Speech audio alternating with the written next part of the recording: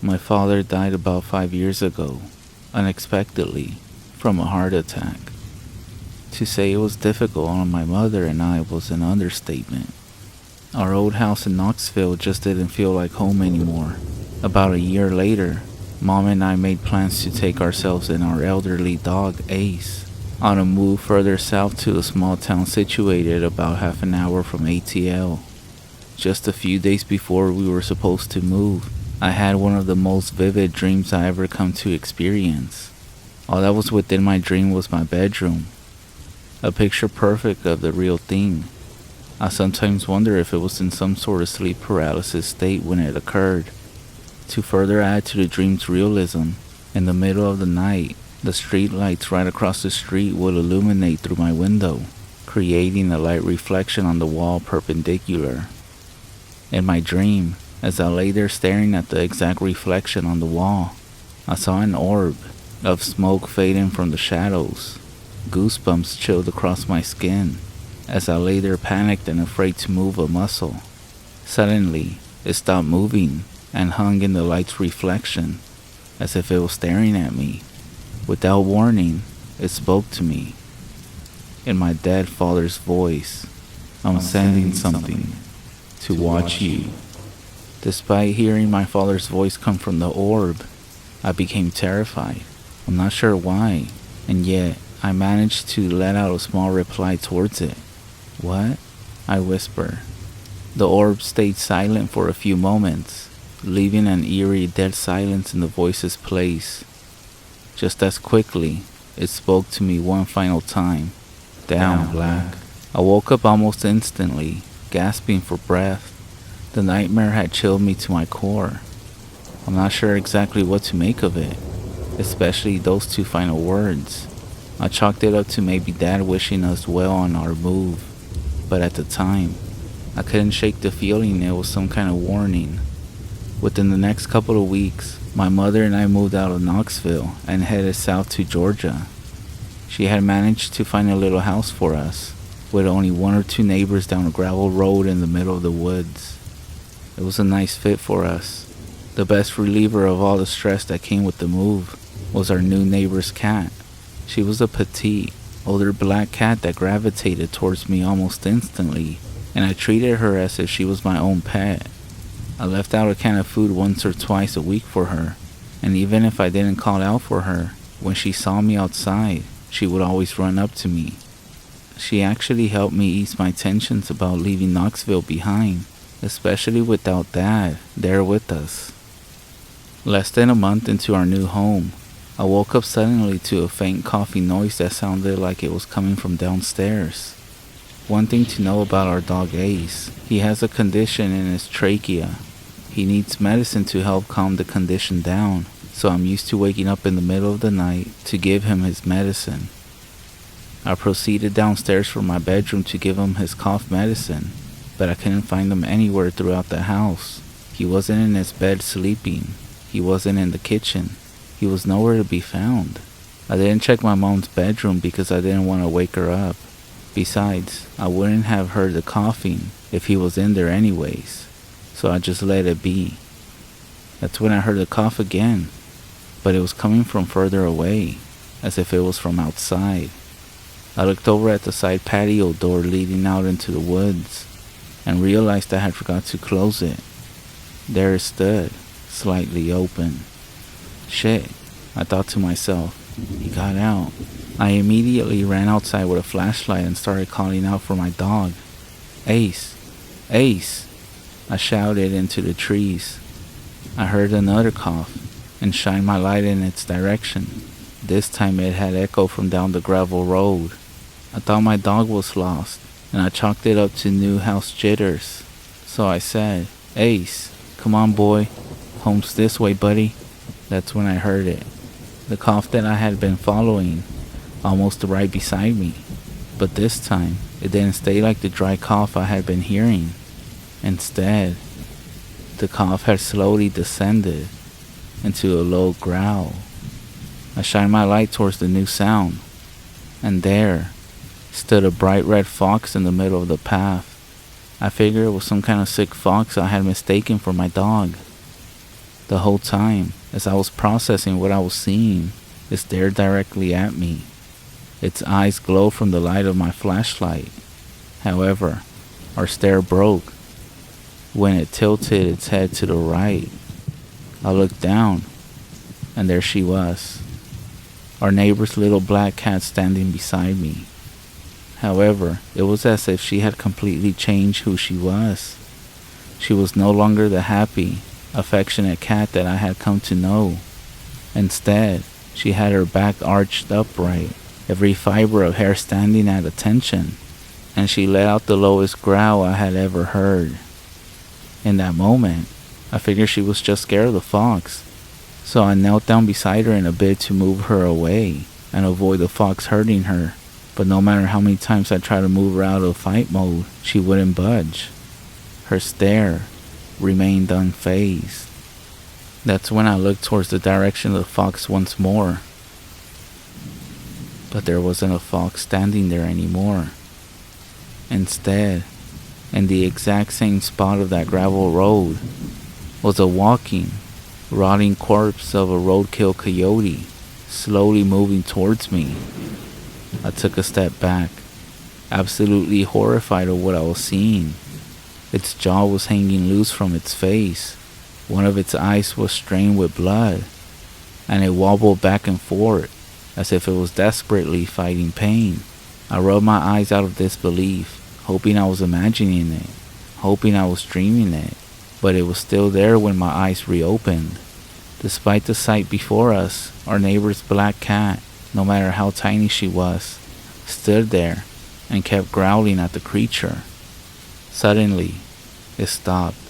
The creature had ceased its walk towards us. For a moment, it just stood there, glancing back and forth between myself and this little black cat that was trying to defend me.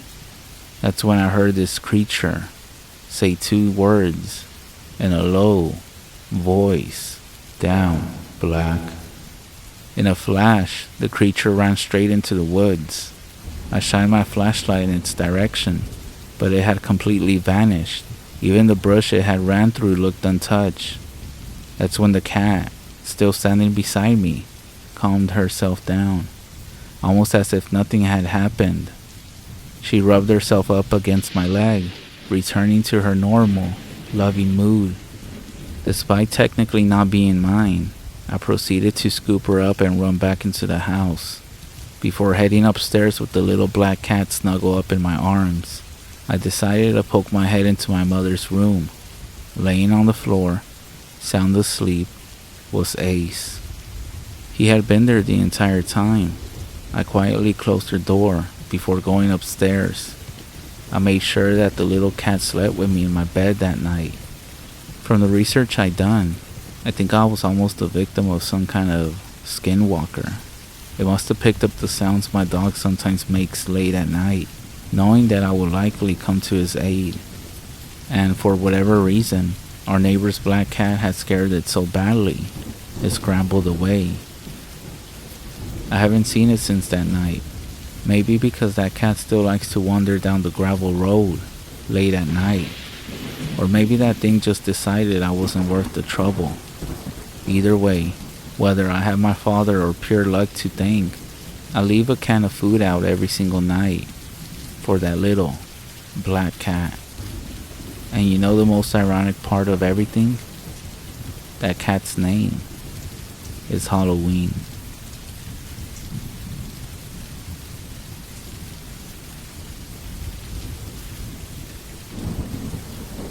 I'm a bird hunter who lives in Oregon.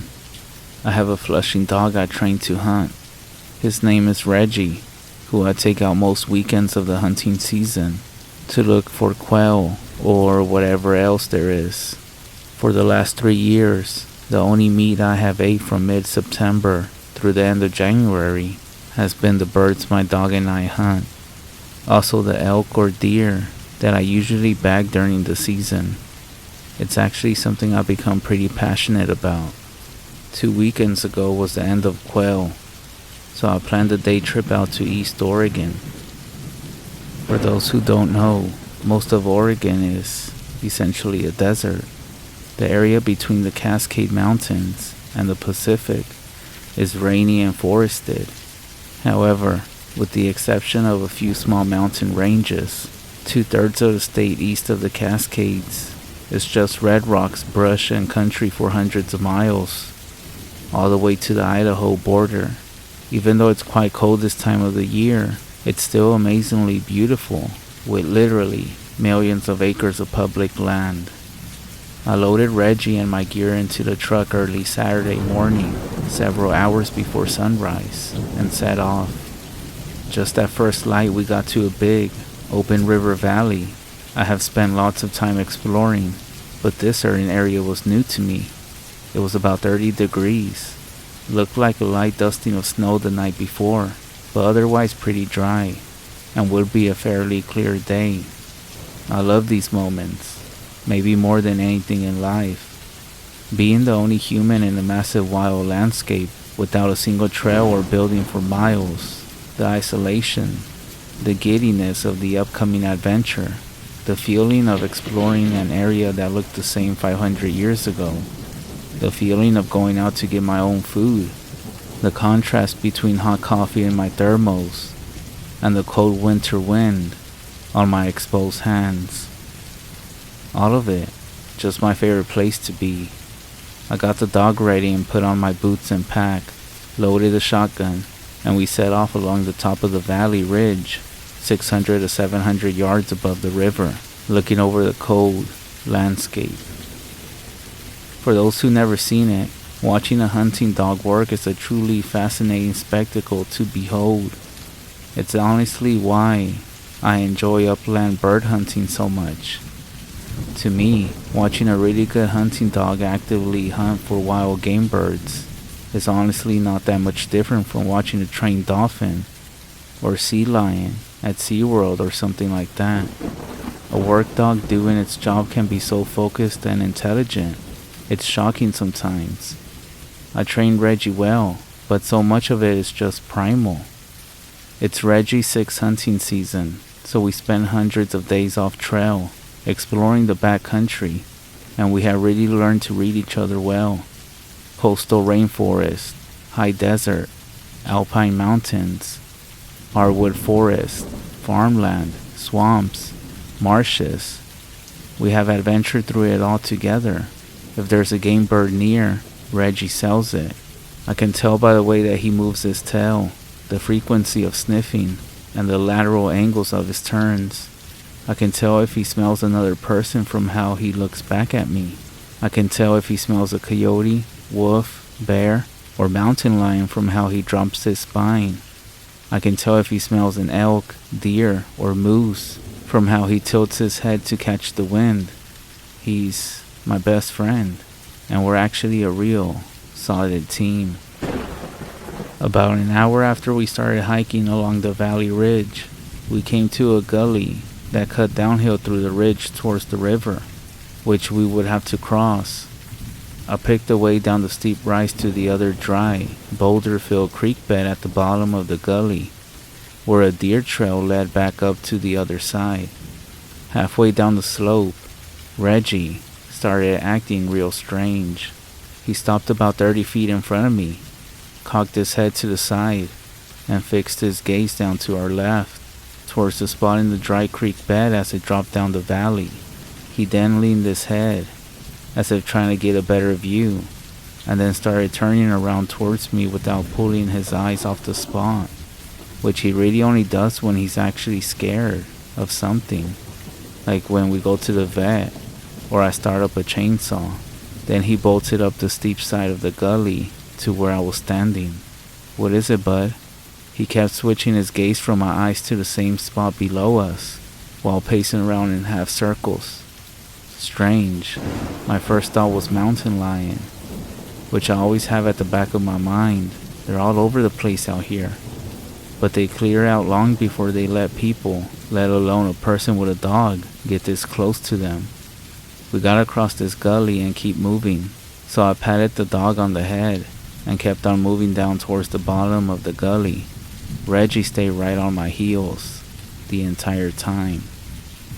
The bottom of the gully was a dry creek bed loaded with car-sized boulders, with a lot of rocks and gravel running between the rock formations and steep, grassy walls of the gully.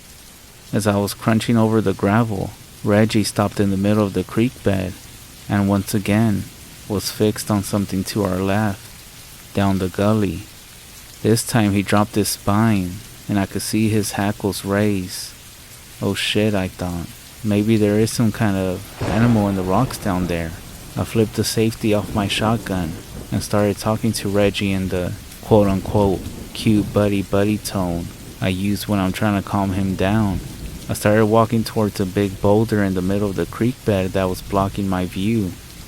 Looked like once I was past it, I would have a clear field of view over the entire gully, all the way down to the valley side of the river. Reggie was still frozen in place. I patted his head as I passed on his right side.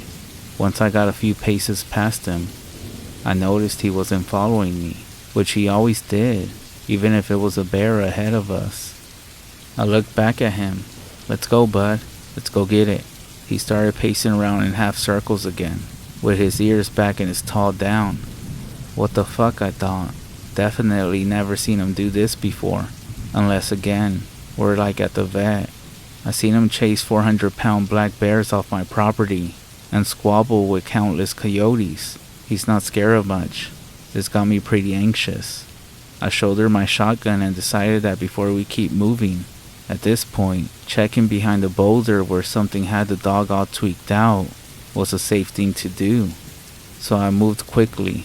In my experience dealing with black bears and mountain lions, 99.9% of the times you bump into one, they're terrified and run away as fast as they possibly can, especially when surprised by something with confident movement that's making lots of noises.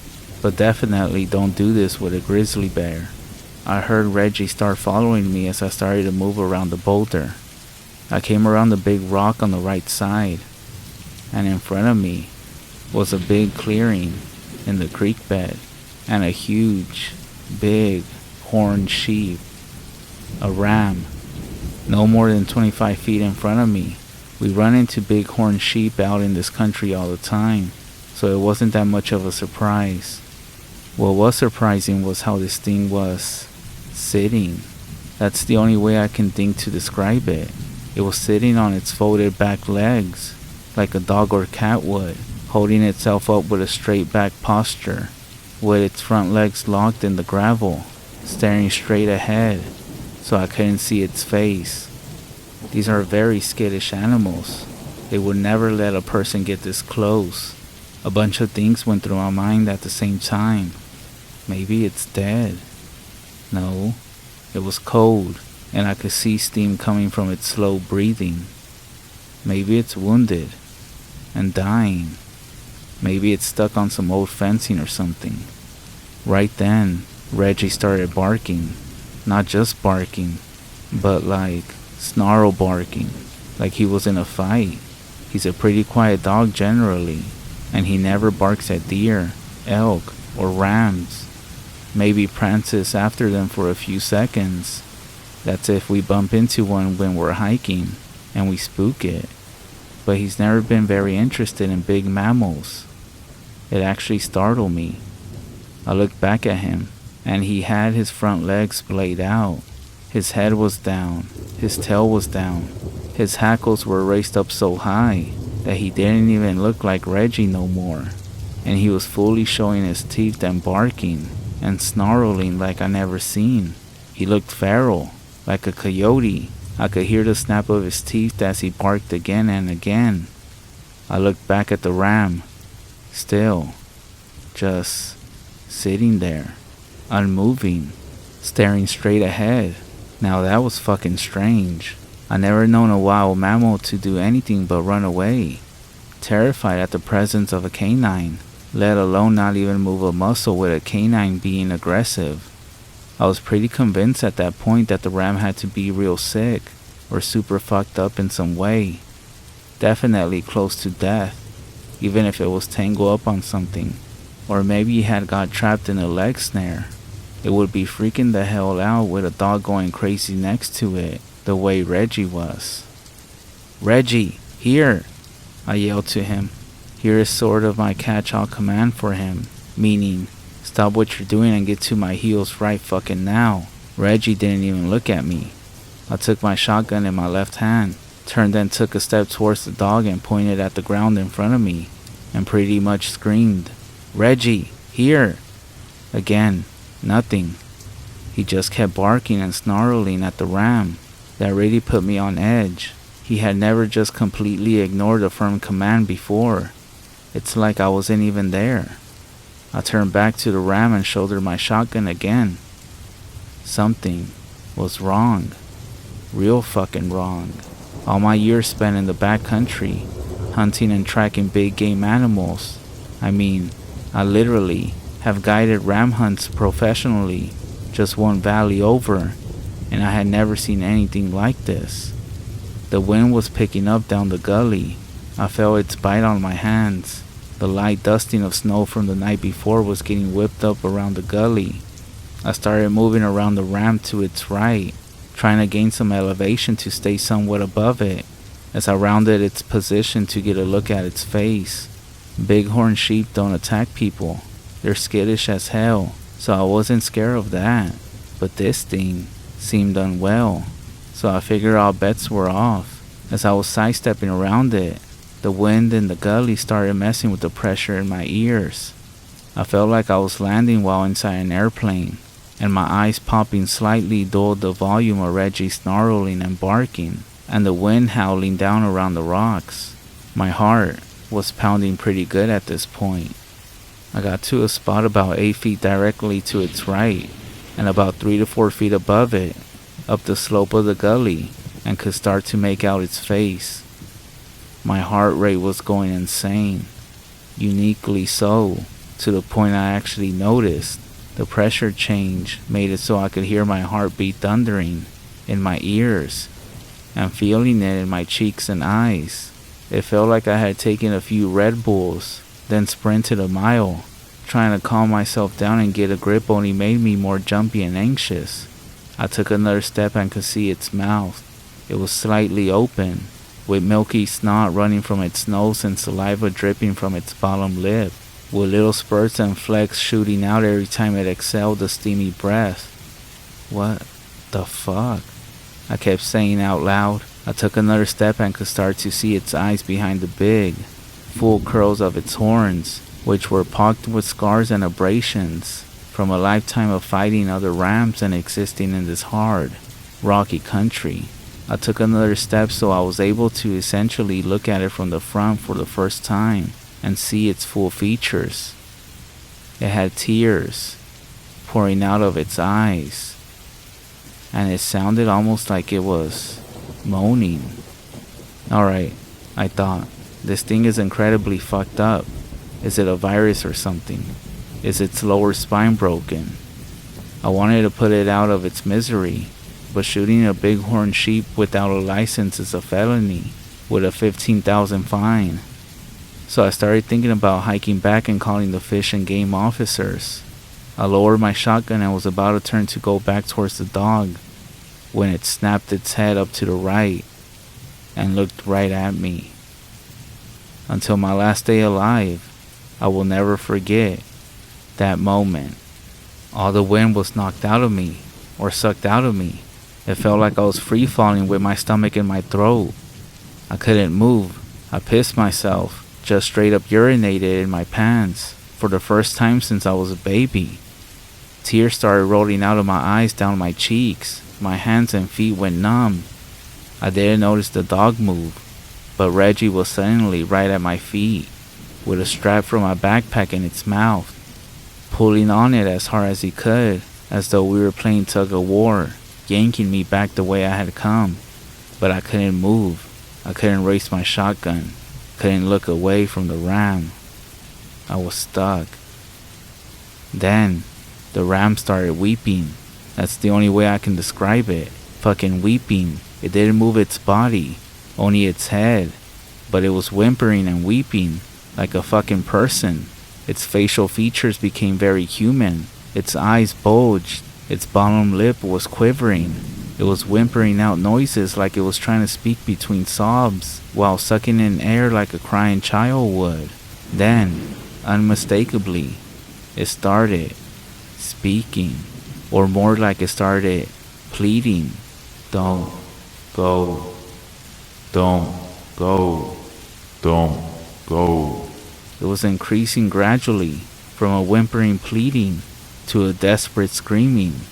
I couldn't move. I couldn't breathe. I felt like I was gonna throw up, or had already thrown up. After what felt like about 15 seconds, my dog finally yanked on my pack hard enough to get me to stumble, and I lost my footing. I couldn't move my leg to replace my foot, so I went down to one knee, then buckled ahead down the slope, rolling onto a shoulder, and finally breaking my eye contact with the ram. The second I broke eye contact with that thing, I could breathe again, and the sensation of falling went away.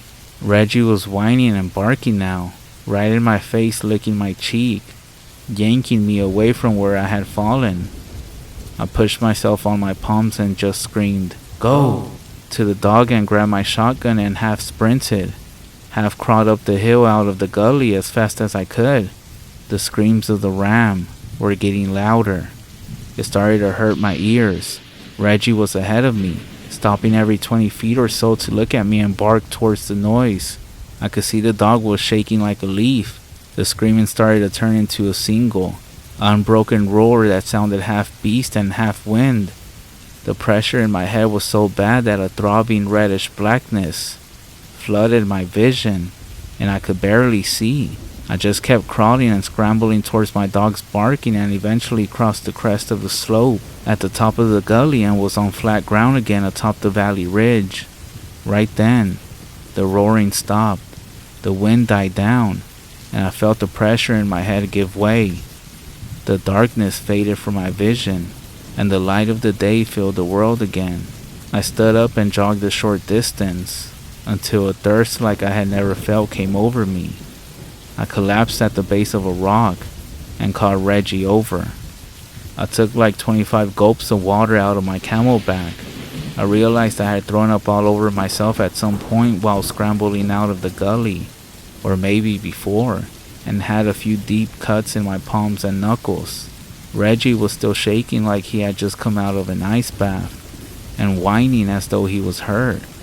I checked him for injuries, but he seemed alright, so I gave him some water and put an arm around him, trying to calm him down a bit.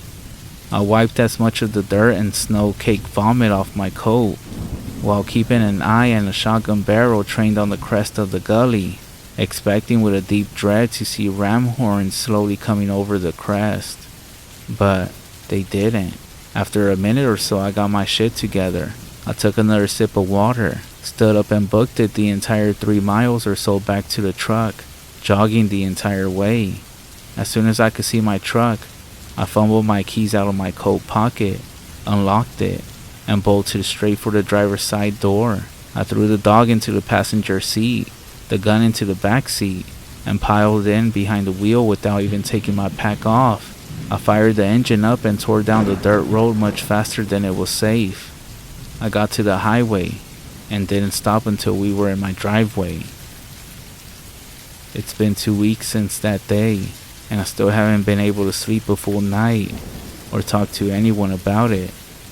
The hell would I tell people without them thinking I lost my mind? Reggie has never liked sleeping in my bed before, but he's been curled up as close as he can to me every night since then. I have no way to explain what happened out there. I have no clue what it was controlling or possessing that animal, but I know one thing.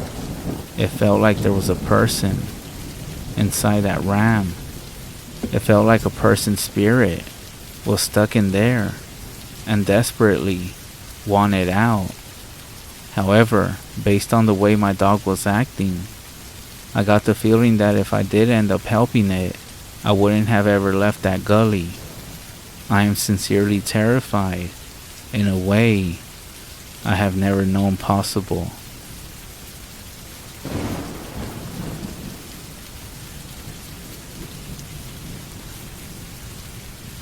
I haven't told this story in a long time. It happened to me in October, about 6 years ago. I told 4 or 5 people since then, and nobody believed me. I had a lot of time to think about it since then, and I think I'm finally ready to post my story somewhere. It's about a weekend I spent in the national forest. I had been planning the trip for weeks. I made sure I had the weekend off work. I didn't make any plans. I started buying supplies a week before I went. I was gonna go camping in the forest near my town. I had been camping before when I was a little kid with my parents, but never as an adult, and never by myself, and never in this forest. So I was pretty excited. Now I'm not stupid. I took all the necessary precautions. I told a few of my friends where I was going, when I was going, and when I would be back. I told them if I go missing to call the cops and all of that. I brought an extra phone battery and enough food and water to last me a fucking week. I even brought along my firearm that my dad gave me when I turned 18. I never shot the damn thing, but I figured it would at least scare off whatever the hell wanted to mess with me. I'm telling you all this so you know that I'm not just some dumb kid who decided that he wanted to take a trip to the forest one day and shit himself because of what he saw. I knew what I was getting into. I was ready, just not for, well, this. So enough backstory, I'll get on with it. I left around 6 in the morning. It's an hour drive from my place, so I was expecting to get there around 7. I ended up getting there at 7:30, but I didn't mind. It was a lovely day, not a cloud in the sky, great weather, so I was pretty satisfied with the time that I got there. I parked my car ways away from the forest, in a little clearing off the side of the road where I knew I would find it. I gathered all my things, had a little snack, and headed off towards the forest.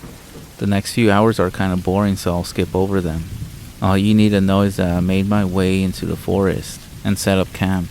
I cooked myself lunch on the crummy campfire I made around noon. I saw a pair of birds dancing at each other. I even took a few pictures of some deer I saw with my phone. I couldn't get a good shot, but at least it's proof that I was there. However, something seemed off.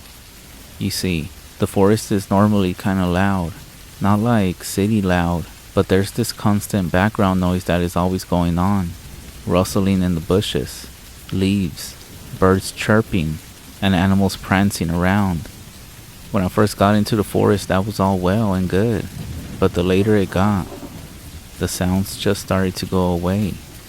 It took the better part of the day for me to notice. Birds stopped chirping, the bushes stopped rustling. I stopped seeing animals too. That's actually what made me notice. At around 4 in the afternoon, I realized that I hadn't seen a bird in a while. That actually kinda creeped me out a little bit, but I brushed it off and kept enjoying the stay. I was feeling kinda lonely, with everything being so quiet, so I called up a friend and talked with him till sundown. After that, I realized it was getting late, so I hung up. I ate again and put out the fire. After a final assessment of my surroundings and looking at the night sky, I crawled into my tent to sleep. I kept my gun loaded right next to where I slept, just in case, you know. Sleeping on the cold ground in the middle of a forest isn't that easy if you aren't used to it. And considering I hadn't done it since I was a child, I was having a little trouble. It was around 2 hours after I had laid down that I started hearing something in nature again. Now, if I had heard bushes rustling a few hours earlier, this would have been cause for celebration. But even Bear Grylls himself would have gotten creeped out if this was the only thing that he had heard all night. So I did what any rational human would have done, and clung to the gun like it was the only thing keeping me from falling off a cliff. There was silence for a few minutes. The only thing I could hear was my own shaky breath. Then, no crunching of leaves or snapping of twigs, just the same. It was getting louder, closer to my tent. I tried to peer through the fabric that separated me from nature, but I couldn't make out a silhouette. I clutched the rifle harder, scared as any person would. I remember being sure that I would be safe though, Even bears are rare to attack camps unprovoked, but that natural human fear that was overbearing, making my mind wander and my hands shake. It stopped, close to my tent, just outside my tent. I could feel its presence near me. It was totally silent. I knew it couldn't be a bear. It would be sniffing the tent right now if it was. I doubted it was a deer. They don't come out at night. Perhaps a wolf? They normally travel in packs. And even if it were a lone wolf, it wouldn't be a threat until I heard growling. But nothing. Just silence. And then, a screech. That's when I knew that this thing wasn't anything I had seen before. Nothing makes that sort of sound. It was like a cross between some sort of bird and a human. Like the shit that you hear in movies that possesses people with their heads on backwards make. That's when I let fear take over, in my bladder and in my hands. I fired the gun in its direction, and oh God, was that a mistake. It screeched again, and it scratched the tent, tearing through the fabric, leaving a massive gash in the side. That was my first look at it, if that's even what you could call it. I barely saw a silhouette through the hole in my tent, but I did see its long arms shredding the side of the tent. It was trying to get to me. I fired the gun again, but I must have missed because it didn't flinch.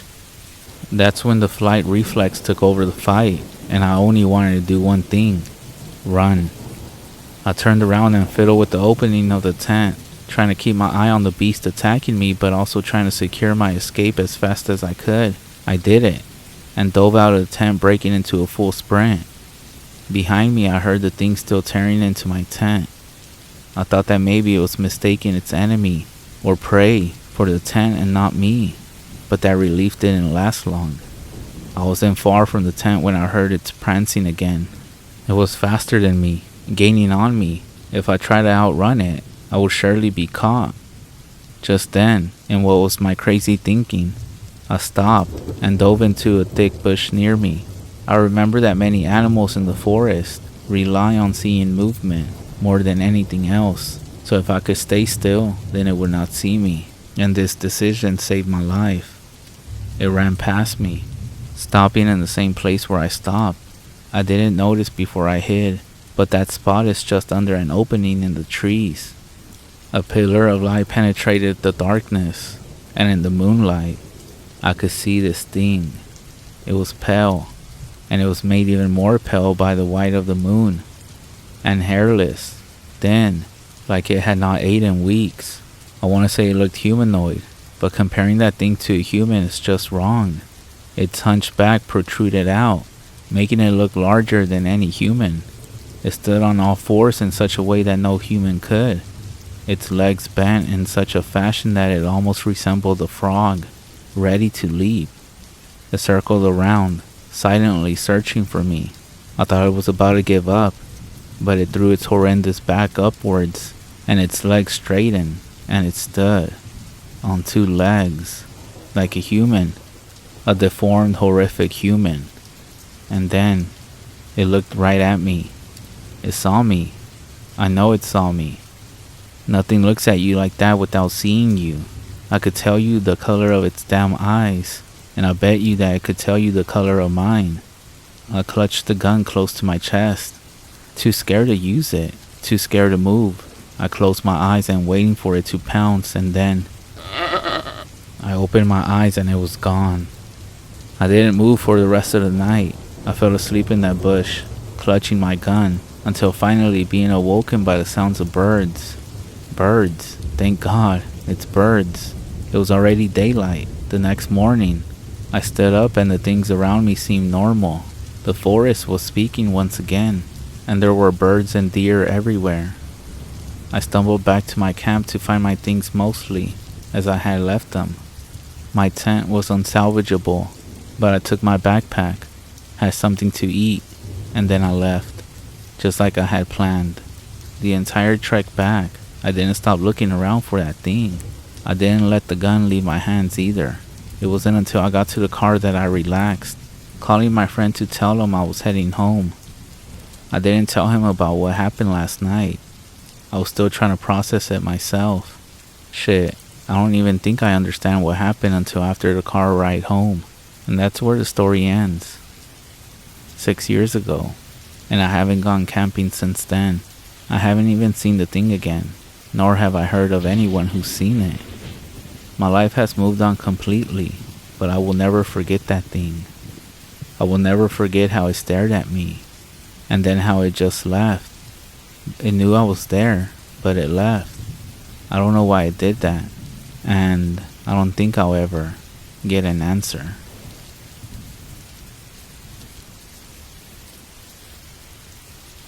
In the traditional Navajo way, skinwalkers are seen as witches, but they weren't always seen that way. My late grandmother, who was a medicine woman that practiced the blessings way, told me of the origins of the skinwalker. Being a skinwalker wasn't always seen as a bad thing.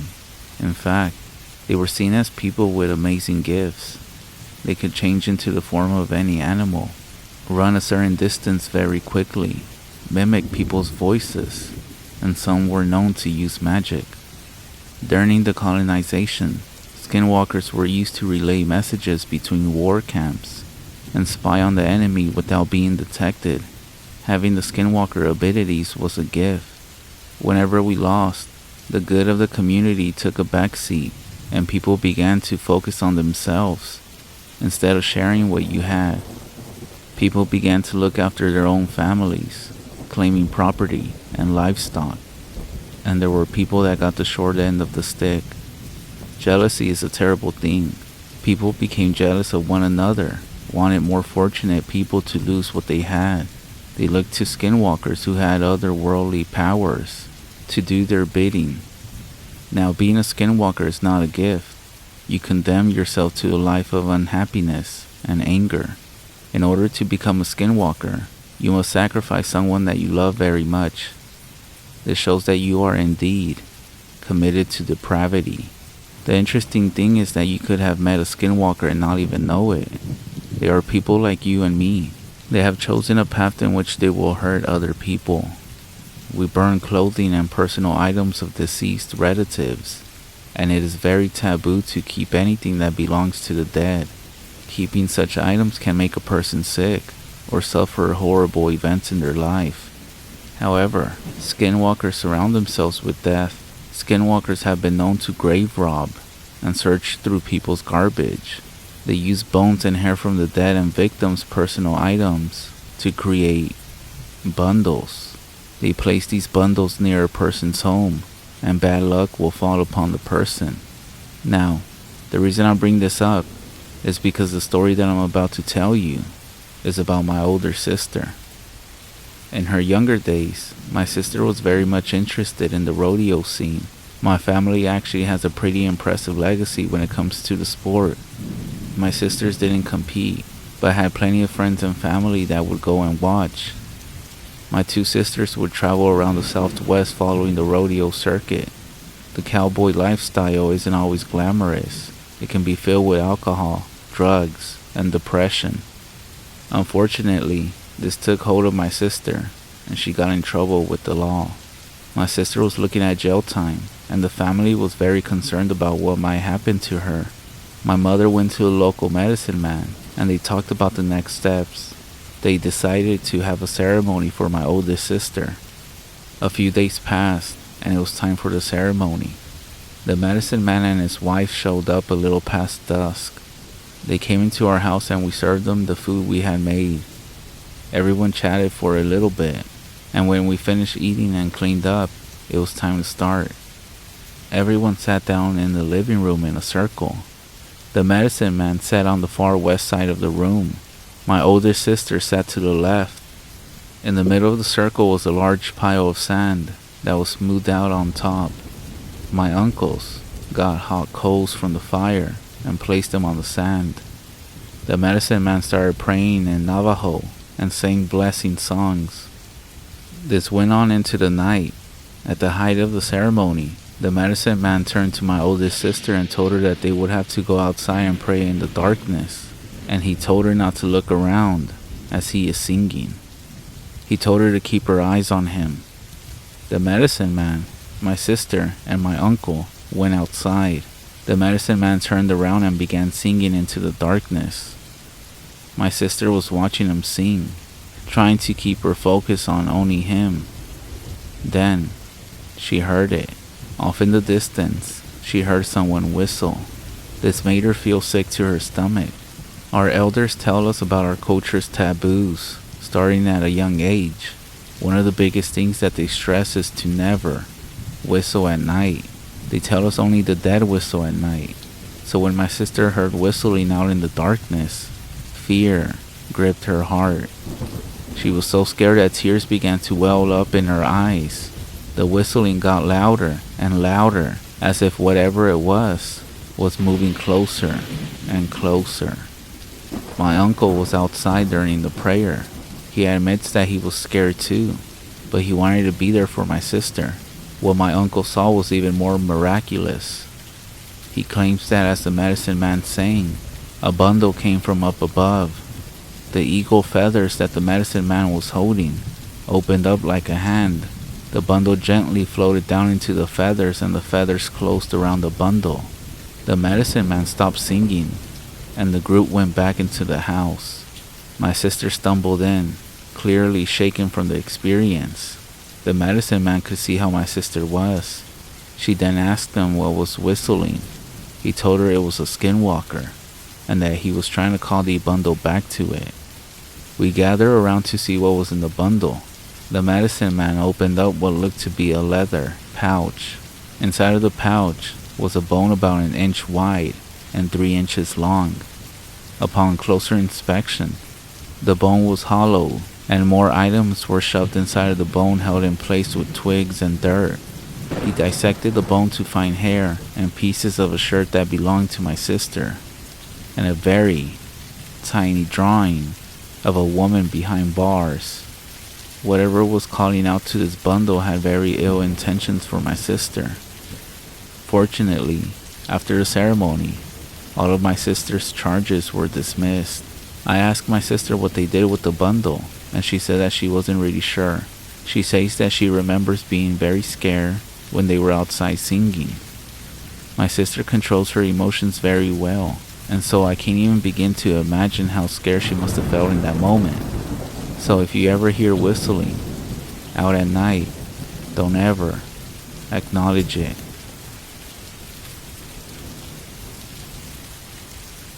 I was on an assignment for the Army, making my way up from San Antonio, Texas, to Tacoma, Washington. It was a long drive, and they gave me 6 days to report to my new unit. But I didn't mind. I love road trips. There is nothing like the freedom of exploring the world by yourself. The first day of my journey, I planned to get as much driving in as possible so I could spend a few days in Utah. A sort of mini vacation, you could say. This was January, and the days were short, so maximizing the amount of daylight I had was crucial. I got up extra early that morning, carried the last of my bags out to my Corolla, signed out of my old unit, and hit the road at roughly 5 a.m. It was an amazing day. I saw the landscape transform around me as I went further west than I had ever been in my life. From the San Antonio metropolitan area to the savannas of the Edwards Plateau to the pancake flat farmland of the Great Plains region, America's headbasket. Finally, the farms opened up into prairie, and I saw the "Welcome to New Mexico, the land of enchantment" sign. Now I really was in the middle of nowhere. Continuing on US Route 380, I eventually found myself in Roswell. I could have gotten a few more hours of driving in and made it to Albuquerque, but I figured, since I was in no rush, I might as well see what Roswell had to offer. Who knows if I would get a chance to visit again. As a fan of the strange, dark, and mysterious, as Mr. Baldwin would say, I took a self-guided tour of the shops and attractions. The next day, I continued to Albuquerque, then westward on Interstate 40. By the time I reached Gallup and started northbound on US Route 491, I still had 2 hours of driving left before crossing the border into Colorado, and another 45 minutes before I would get to Cortez, my planned stop for the night. However, my daylight was already running out, as sunset was at 6 p.m. I got Starbucks and refreshed myself for the final stretch. It was supposed to be easy, just a straight shot, but looking back on it now, I figured that had I decided to stop in Albuquerque instead of Roswell the night previous, I would have already been in Colorado by now, and possibly be making my way into Utah. I would have saved myself from what was waiting for me on that desolated highway. Route 491 stretched far into the Navajo Nation. On either side of me were endless expanses of prairie bookended by dark indigo mountains on the horizon. To my left, the sky glowed a faint orange-purple, the light slowly dying down like embers in a fire, until finally plunging the land into darkness. Every now and then, I would see the forlorn headlights of another car passing by, which gave me a bit of relief that I wasn't alone. I also had my road trip playlist on to keep me company, and call me ironic, but Hotel California was playing. After passing the small, lonely town of Newcomb, the next piece of civilization would be Shiprock. However, between the two was a 36-mile stretch of absolute nothingness, an abyss I had to cross, and I was not ready for what I was about to witness. After several miles, and having not seen another car on the road, I saw something strange emerge from the horizon, barely lit by the moonlight. I thought it was a road sign at first. Then, as I came closer, I realized it was a person walking on the shoulder of the road, heading in my direction. I squinted, trying my hardest to focus on the figure. In the darkness, I could tell they were wearing a poncho of some sort, with long, black hair flowing down past their chest. Who could be walking out here, all alone, at night, I thought. Whoever it was, they had no lights, no reflectors, no strobes of any kind to signal to passing vehicles that they were there, and they walked on the pavement, dangerously close to oncoming traffic. I pulled to the left a bit, giving them a wide berth. Suddenly, my stereo cut out, as if I had turned it off. The screen went completely dark, and my phone disconnected from Bluetooth. While this was unusual, it did happen from time to time, so I thought nothing of it. As I approached, I saw the person raise their right arm, as if to flag me down and hitch a ride. No, I thought. There's no way that's happening, buddy. As my headlight swept by, I realized it was a man, dressed in a button-up shirt, a poncho, jeans, and cowboy boots. His large belt buckle glinted as the lights passed him, but in that split second, I realized with shock that not only were his eyes painfully wide open, but they seemed to be tracking me. Somehow, he was able to see me through the glare of my headlights and look me dead in the eyes, not breaking contact until I passed. I was shaken for a bit, but my nerves gradually subsided. My stereo turned back on, and my music continued playing. I brushed everything off as simply my imagination. The darkness and the shadows playing tricks on my mind. Besides, the man was behind me. I figured he must have been drunk. Indian reservations, sadly, had high rates of alcoholism. I looked in my rear view mirror, and he was gone. I couldn't see him. Maybe he's too far behind me? No, that couldn't be. It must be too dark. Maybe. I drove on, trying to figure out what just happened, but at the same time, forcing myself not to think about it. Just when I thought I had moved on, I saw another shape in the distance.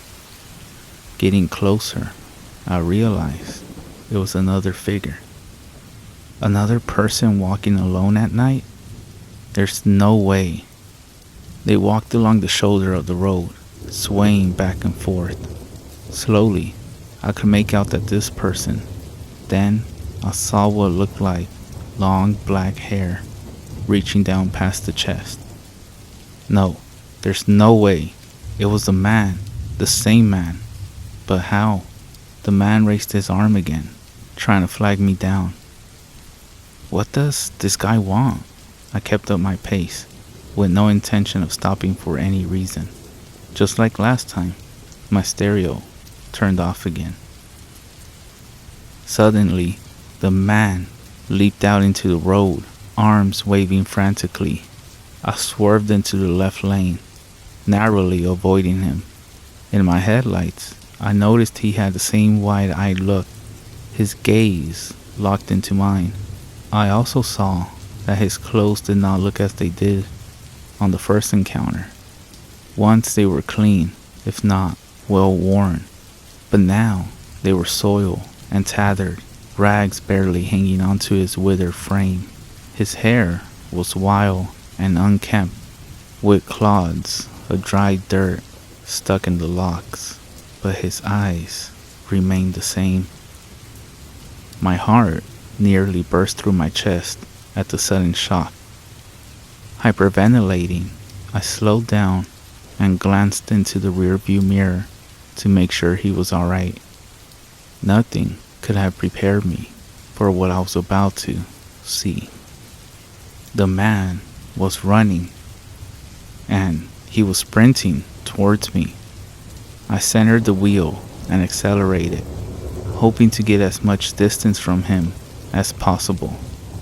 But as I continued to speed up, so did he.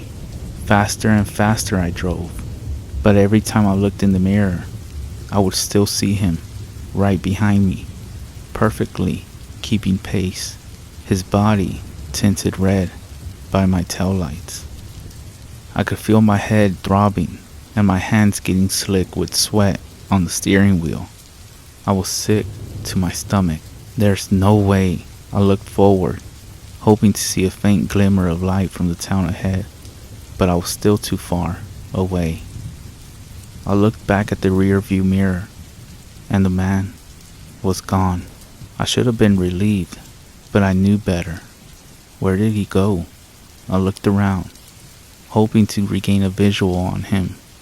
I couldn't see anything. Taking a deep breath, I refocused on the road, but kept my guard up. Just keep driving, I told myself. Only a few more miles to go. Out of the corner of my right eye, I saw something. Another shape. It wasn't the man. At least, I didn't think so. I glanced over, bracing myself for whatever was going to meet my sight. It looked like an animal, some kind of animal, though I couldn't make out exactly what it was. Under the moonlight, I could see it running alongside my car, its limbs reaching out in long strides, its back undulating like a dog. Closer and closer it came. The closer it was, the more of it I could see, little by little. Then I noticed Its limbs were far too long for its body. Its body was too short. It had no tail. The head was round, and from it came a trail of long, black hair. I slammed my foot on the gas, pushing my car's engine harder than it had ever been pushed before. By now, I was clocking well over 110. But this creature, it was keeping up. It wasn't phased. It simply ran faster and faster to match my speed. Just what was this thing? How could anyone or anything run this fast? This entity seemed to have endless stamina. Just how long could it keep this up? Just how much faster could it go? Soon, I knew my car would hit its top speed. And then what? How long could it maintain that before breaking down? It wouldn't be long until my engine overheats. But regardless, I would eventually run out of gas. And when I do, what would happen if that thing got me? At 120 miles per hour, my car had reached its limit. This was the fastest I could go, but the creature continued its pursuit. My temperature gauge was approaching the red, and so was my tachometer. I couldn't keep this up any longer. Suddenly, like the beacon of a lighthouse on a tumultuous sea, the first light of Shiprock came into view. It was close, so close. If I could just go a little longer, I could make it into town, to safety. I pressed on. I fixed my eyes on the lights, growing brighter on the horizon. They bloomed outwards, glimmering in the night air. Though it was a small town, it was a sight for sore eyes in my situation.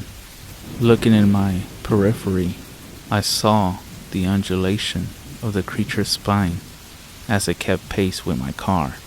But now it was slipping away, steering far and further from the road. It suddenly hit me just how hard my heart was beating. Beads of sweat dripped down my face. I looked over. The creature was gone.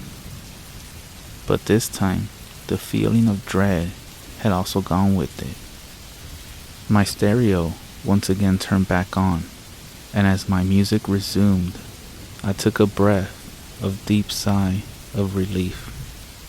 I let off the accelerator. This man, the creature, whatever it was finally gone for good. Having white-knuckled the steering wheel the whole time without realizing it, my hands were extremely sore, but I was glad to have made it through.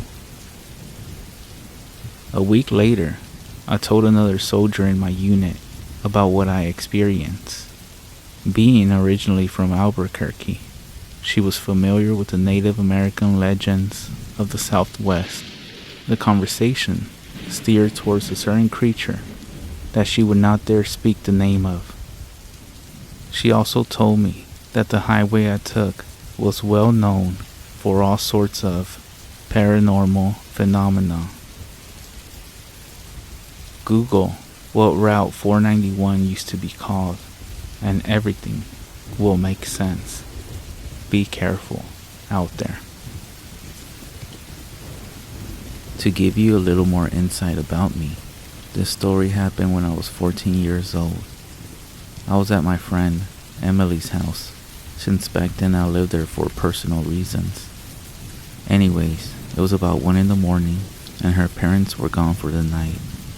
We were watching scary movies, and eating out on snacks like we usually would every weekend night. After our movie, I got up to go to the restroom, and I let my friend know that I would be back. She nodded before opening up her laptop to message her boyfriend at the time. As I walked down the dark hallway, and I was coming across the bathroom, I heard my friend's voice call out to me, but it was coming from the back porch that was on the right side of the hallway, which immediately struck me as odd. because I never seen her leave the room or even walk past me. And why would she be outside anyways at this time? Her voice called out to me again, so I couldn't help it but walk out to the back porch. It does take a lot to scare me after all, so I wasn't bothered by this. As it turns out, it was the biggest mistake ever. A red flag should have went off right then and there when her voice became silent as I stepped outside. I called her name softly, but she didn't reply. I called her name once more, but this time, louder. And again, nothing but silence. I stepped off the porch into the grass looking into her wooded backyard, a little pissed off now because at that time, I figured she was trying to prank scare me, like she always was. It was a normal thing for her, but when I yelled her name again, a voice spoke. But it wasn't hers, it was another woman's voice. Help me, please, for the love of God, help me. Okay, now I was officially freaked out, because there was no one around for miles, besides her one neighbor, that lives a little ways into the woods. I found myself not being able to move, curiosity maybe? But the bushes started rustling, and what looked like a dog stepped out. At first I thought it was her neighbor's dog that must have gotten out again because it has happened before. But when this thing stood up on its hind legs, it was about 7 feet tall. That's when I really froze up. What the hell was this thing? I asked myself. I never met any human that's this tall in my entire life. Then it started to move towards me. It was walking kind of like a human, but wobbling like a baby taking its first steps. I found myself not being able to move, to get out of there like I should have. That is, until I heard the slider door being opened, and the real Emily's voice speak. Lana, what are you doing outside? I looked around my whole house for you. As soon as she finished her sentence, I ran inside as fast as I could, and pulled my friend inside before shutting the door, and locking it while closing the blinds. I did this to every room, even the basement, locking all the windows included. All the while, Emily yelling at me, asking me what the fuck was going on. I took her arm and raced into her room before slamming her door behind us. When she finally realized how terrified I was and how badly I was shaking, only then did she ask me, Jesus, Lana, what's the matter? You look like you just seen a ghost. I finally calmed down enough to begin to tell her what I encountered, but before I got the chance to fully explain what happened, I heard extreme banging on my friend's window, which shocked us both, and we both shot up at least 10 feet in the air. I whispered, fuck. I realized I forgot to shut the blinds. I didn't have the heart to turn around, but when Emily's face went pale, I didn't have a choice but to look behind me. I really wish I hadn't. There, that thing was, looking into our bedroom window. I couldn't even begin to explain what it looked like. All I can come up with is that its body was twisted like someone that had just been in a freakish car accident, and it had fur, lots of it, and the eyes glowed much like a cat. A high-pitched noise escaped that thing's throat, making us not only cover our ears, but we both screamed as hard as our lungs would let us. I threw my friend on the floor before zooming into her parents' room to get her dad's .42 rifle. But when I came back, the noise stopped, and that creature was gone.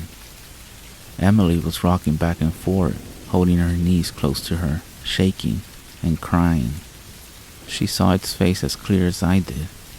The rest of the night, we had all the lights on in the house, and we stayed huddled together in the living room with the rifle right under my legs. Finally, after what seemed like years, the sun rose and her parents walked through the door. Instantly, her dad noticed our fear-stricken expressions and his gun under my legs. They sat down and softly asked both of us what happened. When I explained it, they shared worried glances before announcing that we were moving. We never asked why. We were just happy to get the hell out of there. We moved that exact day to my family's vacation home in a very populated city with little to no trees. When my own parents got home, and we told them they had the same reactions. And they told me I could never go out after dark alone and to stay away from wooded areas.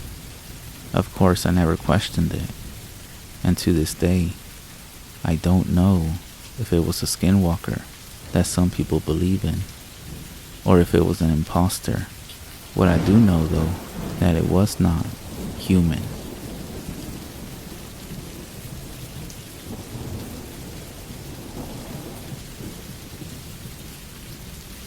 My mom recently shared a strange and creepy experience that she and her sibling and parents witnessed when she was younger, at around 6 years of age. My mom is not the type of person to lie about this just to scare someone. And also, my aunts and uncles have verified the story individually.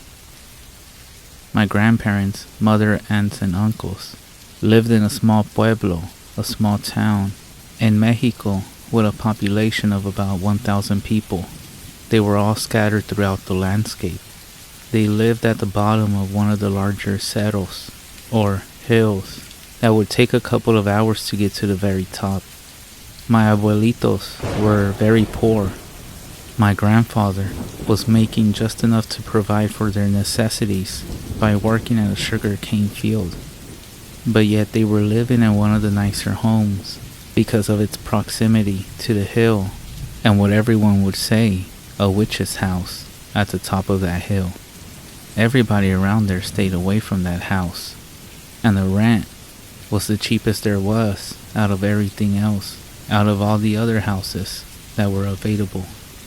My abuelitos, grandparents, tias y tíos, aunts and uncles, and my mom had some paranormal experiences in that house. Most of these were attributed to the witch in typical Mexican folklore fashion. This thing that they witnessed, however, was what made them leave. Mi madre, my mom, says that one day she was inside at the entrance of the home with the door wide open, playing with some toys. My tíos and tías, aunts and uncles, were in the same room behind her also, while my abuelito was relaxing on a rocking chair in that room. She said she was playing and the door to the house was open. As she looked up, as a medium-sized black dog was walking along the road in front of the home. What spooked her was that this dog had 2 human breasts hanging from its chest that were connected to its skin as if it was part of its body. She says that the breasts were hairless, which allowed her to see that they were indeed the breast of a human and not some sort of tumor on the dog. My mom says that the dog instantly gave her a very bad feeling and she started to cry. My mom's crying then caused the dog to stop in its tracks and look into the doorway towards my mom. That's when my grandfather got up and headed towards the door, as so did my uncles, to see what was happening. He instantly recognized what the creature was and pulled out a small gun he always carried with him because of the long treks he made on foot to his job. He aimed the gun and tried pulling the trigger, but the gun kept jamming and would not fire. He tried it a few times, each time checking and making sure the gun was in proper working order, but it simply would not fire. All the while, the dog was just standing there, watching. The dog eventually turned and started running down the road and into some overgrowth along the side of the road.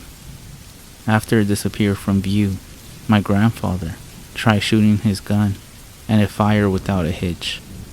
Even though they were very limited financial wise, they moved out within a week after this encounter.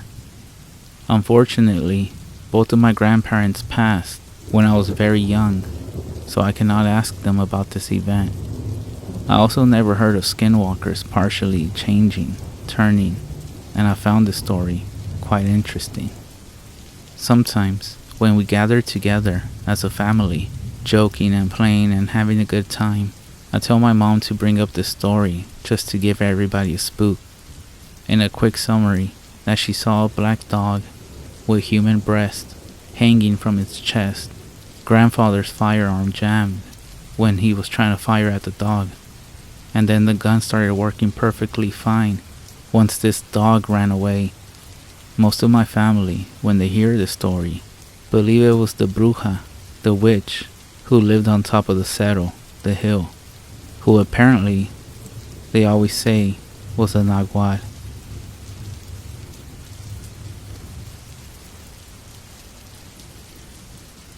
I'm not Navajo, or Native, or even Indian, but I have a Skinwalker story. So here it goes. I go along with a friend to check out his grandfather's hogan. For those who don't know, a hogan is basically an old traditional Navajo dwelling place, mostly made out of logs and mud, with a door traditionally facing east. Anyways, his grandfather is in the hospital for a spell. My friend says that his grandfather had an accident there on the property. We get to the place and we're hanging out for a while, drinking some beers and sharing a blunt. When out of nowhere, my friend goes real still and puts his finger up to his lips, like he wants me to be quiet. I hear this shuffling noise coming from just outside. And just an FYI, my friend has dark skin. So as I look at him, his face turns several shades more pale. The shuffling noise becomes more loud, as if someone is coming towards the door. My friend grabs a piece of burning firewood out of the stove. He goes over to the door and hurls it out in front of the hogan. We then hear it hit the ground, and immediately there is this high-pitched laughter, something like the Wicked Witch of the West. Every hair on my body stands up. My friend starts yelling out in some native language. All I can do is pull out my pocket knife and hold it up to be ready. The person outside just keeps laughing, and I finally get the cojones to move over towards the door and peek out. My heart nearly jumps out of my chest. Only several feet from me is this Skinwalker. It's leaning up against the wall just to the right, thin and scraggly, covered with these animal skins, and staring back at me with these eyes like black marbles. I'm convinced it's a woman, as I see what looks to be breasts beneath the skins, but thin and sagging, like she's really old. Her face is covered with splotches of hair, and I can't tell if it's real or some kind of get-up. I let out a bit of scream, though I hate to admit it, and it just turns and jogs off towards the hills to the other side of the hogan. That's the only time I've seen a Skinwalker since, and I hope I never see one again. I grew up in Winslow, Arizona, but also lived for a period of time on the reservation near the Puerco River. My grandparents have a home, which is more to the east and not all that far from the New Mexico state line. When my mother and aunts were children, they lived further west.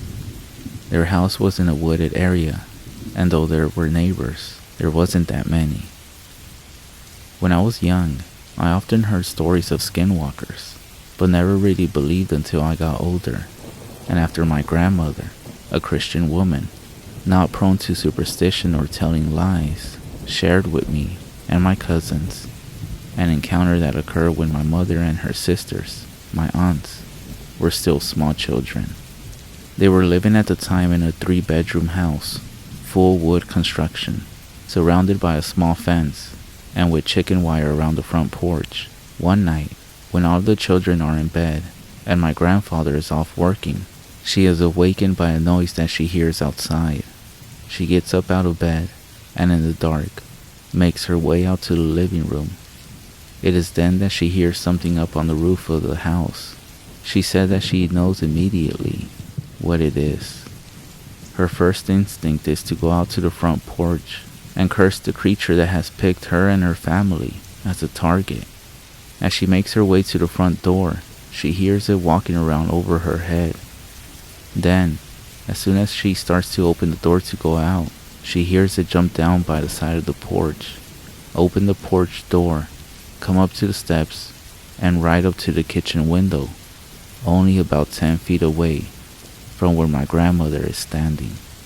She says that she is really scared now, but as the porch light is on, she thinks that she can take a peek through the window and see what is out there. Just as she starts to pull aside the curtain, her whole body freezes, as if she has no control over it whatsoever. However, she can hear just fine, and whatever is out there on the porch starts to scratch at the kitchen window, as if it's trying to get into the house. My grandmother says she starts praying and asking God to make whatever it is go away. And this is before she becomes a Christian. Finally, the creature gives up and leaves. Once it is gone, my grandmother is able to move again. She says she knows it was a skinwalker. Her own mother had often shouted into the night, and her father would shoot with a shotgun into the darkness whenever a skinwalker came around their whole gun. The next morning, when my grandfather comes home from work, she tells him what happened. He takes the ladder and goes up into the roof and discovers a bundle of dry grass and twigs placed there alongside of the chimney. He tells her that the skinwalker might have wanted to start a fire in order to get her and the girls out of the house. Later that day, one of the older men from the reservation comes by the house and puts ash over the doorway. Even to this day, my grandmother swears that she knows who that skinwalker was. But what's more weird or strange is that she's never told us, and even now she won't say who it was.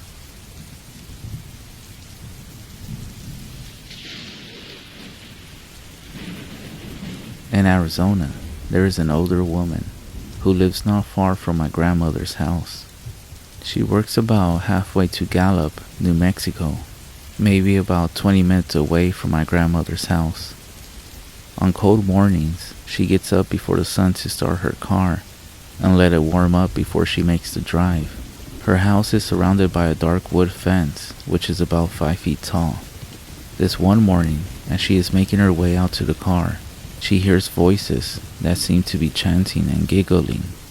She thinks they are coming from over by this low hill to the east of her house and back from the road.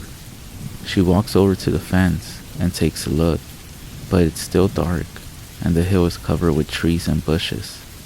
She doesn't see anything or anyone, and the voices have stopped. She doesn't give it another thought, goes about her usual morning routine, and eventually leaves for work. A few nights later, she is bringing in her laundry from the outside line when she hears really loud music coming from the neighbor's yard across the street. She decides to be nosy and walks over to the fence to see which one of the boys it is, thinking that maybe she can ask him to lower the volume some. Just as she gets to the fence, she sees a dark figure step from the trees on that low hill and make its way down towards the street. It's moving kind of funny, as if it's not accustomed to its own body. She screams, and it starts to run really fast towards the young man playing the boombox. He must have heard her, because she says he lowered the volume. However, when she turns back around to see where the figure has gone to, it's now gone. She says that she was certain that it was a skinwalker.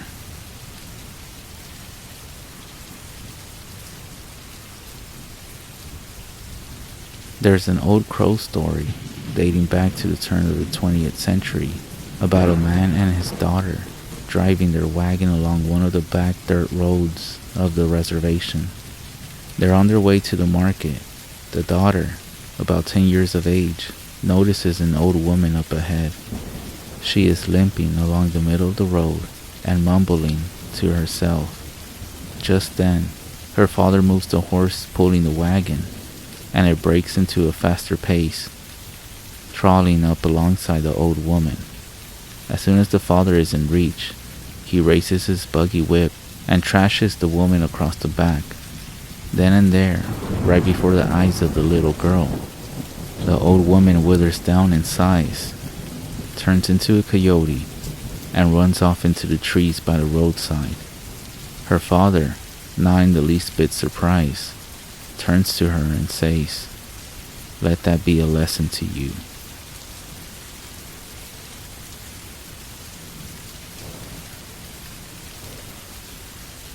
The canyons throughout the four corners, for those who don't know, Utah, Colorado, Arizona, and New Mexico, Nevada fits in there too, are populated with signs and indications of the presence of the ancestors of the tribes native to the area. Most common are petrographs and petroglyphs, drawings on stones, the remains of cliff dwellings, and ancient roads which seem to run to nowhere. There are also man-made structures of stone houses and temples. Most of these areas are accessible to visitors. However, they are also monitored by local and tribal authorities, which protect them and ensure their preservation. That being said, it is not uncommon to find graffiti and other evidence of disregard for these historical sites. Several years ago, a friend of mine, a local Hopi guide for the tourists, and I are poking around these ruins. It's already dark, but if you are going to go to these places for the reason we go, see if there's anything of value that hasn't yet been recovered. You have to go at a time you're likely not to be seen. I have gone to other similar places with this guy, and we had some luck with small relics that tourists will buy. By the way, I am Hopi as well. We are only there for a short period when we hear something moving towards the ridge and only a few yards from where we are. My friend takes a pistol from his waist and points it over to the trees.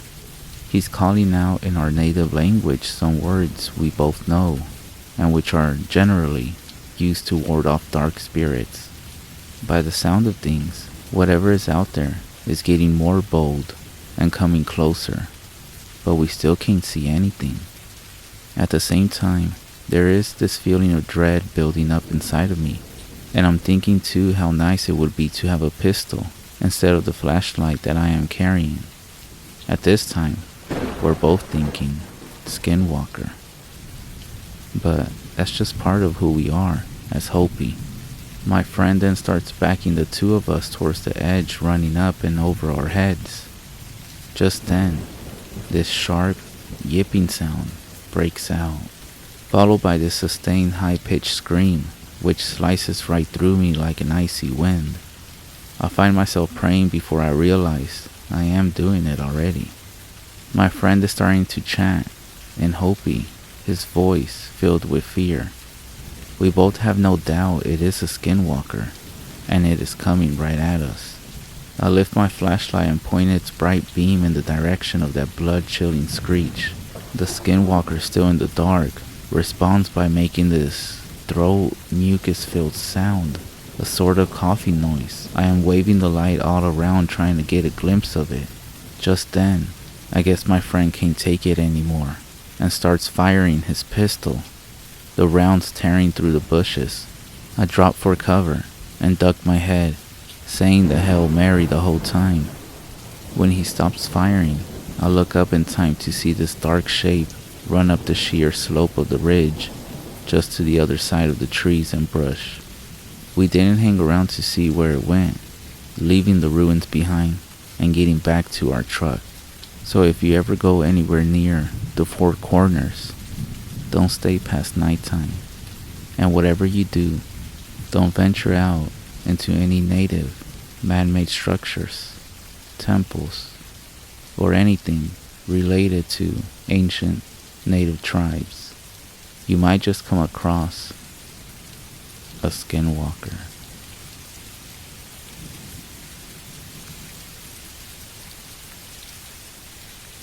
I myself am not Navajo, but my friend is. He grew up around Gallup, New Mexico.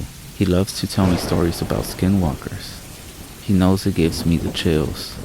According to him, they are not like werewolves, but are dark spirits that use the skins or even the flesh of anything living that may serve its purpose. They will also use animal parts as totems. For example, they will take the claws from a bear or the antlers from a deer. They are known to come after humans too, but he says that's a native thing and that white people have nothing to worry about. He says the only way to make it stop bothering you is to take away its disguise. The scariest story he tells is about this Navajo trucker that his father knows. Every night he makes the long run to the reservation from Gallup. One night, when halfway there, he hears a loud noise against the front passenger side of his truck. Thinking he might have hit something, he pulls off to the shoulder of the road to take a look, but he finds nothing, not even a mark or dent on the fender. So he gets back on the road and resumes driving. But only a few seconds later, he sees something in his rear view mirror towards the middle of the road and moving up on him. And it's not another vehicle. Then, just as suddenly as it appears, it's gone. Shrugging it off, he goes back to paying attention to the road. With his semi going about 60 miles per hour, he chances to look in his mirror, and again, he sees this thing chasing him, and it is moving fast. Just like that, it's at his driver's door, and holding onto the handle and striding along. Then, without warning, it turns to him with its dog-like face and dull, dark eyes, and smashes in the window. The driver slams on the brakes. The cab of the truck goes into a slide, the trailer jackknifing past him. The whole time, this creature is holding on to the door and reaching in through the broken window trying to grab him. Somehow, the truck comes to a stop, blocking both lanes of the road straight across. The driver is so scared, he doesn't even notice the creature is gone, and instead throws the door open and runs off into the desert. Now, he must have passed out or something, because he awakes with the sun coming up and finds himself huddled by this rock formation. He's dusty, a little dirty, and missing his shirt, but is otherwise unharmed. Sitting there gaining his bearings, the events of the previous night come back to him.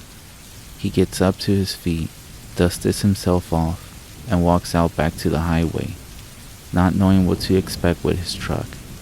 However, as he reaches the road, he sees it parked as neat as it can be there on the shoulder.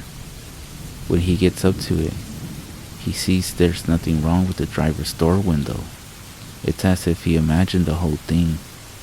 He does notice, however, a series of small scratches on the driver's door all around the handle, as if something was clawing at it.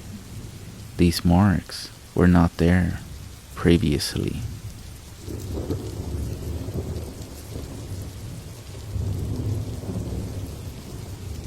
My grandfather told me a story once, as we sat around a campfire in his backyard in the cool night of the Arizona desert. The horizon was clear, and each star twinkling in a purple sky, with a full fat moon hanging low over the mountains. His voice was raspy, the result of a lifetime of smoking cigars and drinking whiskey. The fire danced and shined across his wide dark eyes as he settled into his seat, ready to tell his story. Way back when I was a boy, about your age, I lived outside a reservation with your great-grandfather. He had returned from the war and set about raising horses and cattle on a 100-acre ranch settled between a brambly mountainside with good dirt for growing thorn brush and not much else. One night, my mother was sick, and Pa and I took a trip into town, about 50 miles away, straight through a dry desert, over a washed-out creek and some old abandoned farmsteads. Pa and I were driving in an old Ford pickup truck. I remember it was dark out, inky and thick, with only the lights of our old truck lighting up the road. I remember it so much. The engine began to sputter, and the truck slowed to a jerky stop. Damn it, Pa said, guiding the Ford to the side of the road. As it coasted to a stop, my pa said, "Stay here, son," and he stepped out into the darkness, shutting the door with a heavy thud. My window was down, and the cool desert air was breezy and felt good on my hot face and neck. Pa was getting water from the back to cool down the engine, and that's when I smelled it. Rotten eggs. Strange, I thought, to smell sulfur in the desert. My nose also picked up the smell of one of those dead bloated cattle that would drop from the heat and lay there until the crows pecked enough holes in their hide to cause the whole thing to explode. It stunk, and I gagged. My skin started to tingle too. The back of my neck felt itchy, and my face started to get very hot. The wind stopped blowing, with the stink filling the cab. "Pa," I called out. No answer. My heart started beating, and I felt such a fear in me, in my bones, in my chest. I tell you, I never felt fear like this. Not until Vietnam. Not until I saw men dying around me. I locked the door and reached over for my pa's door and saw a shadow bound across the road through both dim beams of light across the partly open hood. Grandfather paused telling the story. He spit a fat piece of tobacco to his side, and he looked very pensive into the darkness. I realized I was holding my breath and gasped for air. The night was breezy, but I was sweating and clammy. "What about your father? What did you see?" My grandfather, continuing the story, sighed. "A creature." He shook his head. "You have to understand, there were legends. Old legends. Much older than what's out there in the valley. Older still than Crazy Horse and Sitting Bull, than the old chiefs and their shamans, the Apache and Hopi and Cherokee, and all them old tribes and First Peoples. They told tales. They told stories about dark magic. Something about a deal made with the old spirits of blood sacrifice to gain power, old power, enough to fight each other and the Spaniards, and later the white man that came for their land and women. They called them." He paused. Grandfather took a deep breath and looked towards the fire, to the sky, the desert, the creek, the moon, the sun, and then leaned a little bit and said, "They would call them Skinwalkers, old warriors resurrected as skinless men, walking on deer legs with the torso of a man and the head of a coyote, but they were messed up, long and disfigured, teeth like a Bowie knife, long arms, and standing 7 feet tall, even hunched over. They would gut the old cowboys and white riders. They'll run through the bullets, part the Spanish armor like it was a potato sack. And boy, could they change their voice to match a person you knew or might know. And that's what I saw, big and fast. Only for a second, it ran across the road, gray and molted, muscle flexing under its legs, clumping on the road, stringy muscle hunched shoulders, and it turned, looked right into the cab, and looked at me, right into my eyes. And I swear,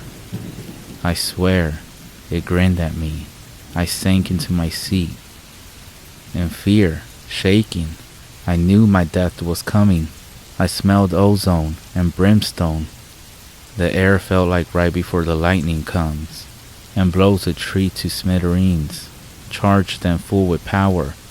I yelled for Pa, but no words came out, just a dry squeak. I started to shake as my grandfather told his story. He was still here, so I knew he lived. but the supernatural always fascinated me, and even now, I felt the force of his words. The real power of skinwalkers was trickery. Sure, they could change their voices, but also their skin. That's why the gods took their hide, so they could take others. Not for long, the legend says, maybe an hour, before the soul of the skin that they were wearing would come looking for their mortal shell before going to whatever hell awaited them. Even though I think that getting skinned alive was hell enough. A minute passed in what felt like a lifetime, 1 second in 1,000 years. My father's door opened, and I jerked my head to the left, putting up my hands to fend off an attack. "Son, it's me," my father said. Before climbing into the cab, he got the steering wheel and pulled himself in an awkward way, jerking himself into the seat. I cringed into the corner. I looked at him. I looked hard. Your great-grandfather was a good man. Treated me and my mom right. He fought the Nazis and saw the worst of man in Poland when he freed all those camps. And now, I was taking his measure. Is this my father? Do I make a run? Or do I die? Is it him or not? Let's go get that medicine for your mom, as he pulled the truck into gear and pulled it out into the road. And our trip resumed. I guess it was him after all. But how did you know? Was it because he said something about your mom? I knew, because out the window, out the corner of my eye, I saw that same beast running 50 miles an hour right next to our car, looking at me with those yellow eyes and grinning mouth. I looked and saw it, hunched and angry, running next to us. My pa kept his eyes on the road, looking straight ahead. "Son," he said, "don't look at it." That's how I knew it was my dad. He knew what to do, and he kept telling me to just keep looking straight ahead and to not look at whatever was around us, running.